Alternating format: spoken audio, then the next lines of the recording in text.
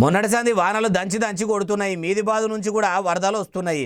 వరదలు తక్కువయ్యేదాకా ఎక్కువ ప్రయాణాలు కట్టకుండ్రి, వాగులు వంగిన దగ్గర బ్రిడ్జిల మీదకి వెళ్ళి వాహనాలు నడపకుండ్రని అధికారులు రామశిల్కలకు చెప్పినా కొందరు డ్రైవర్లు వాళ్ళ మీద వాళ్ళకే నమ్మకానికి అమ్మమ్మ అతి నమ్మకాన్ని నమ్ముకొని నీళ్లలో బండ్లు నడిపితే బాయిల పడ్డట్టే. ఇగో ఈ వాగొడ్డుకు సొప్పబేండోలే తేలిన ఈ కారు నడిపిన డ్రైవర్ కూడా ఓవర్ కాన్ఫిడెంట్ తోని నడిపించి ఆయన కారుతో సహా నీళ్లలో కొట్టుకపోయిండట.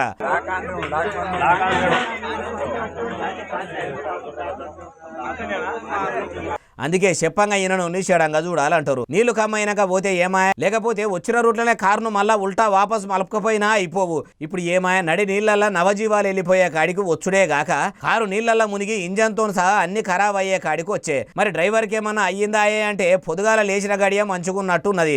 సాగు తప్పి కన్నులుంట పోయినంత పని అయింది. బతికి బట్ట కట్టిండు. ఇంతకు ఏడనంటే సంగారెడ్డి జిల్లా సిర్గాపూర్ మండలము వాసర్కాడున్న వాగు కాడ.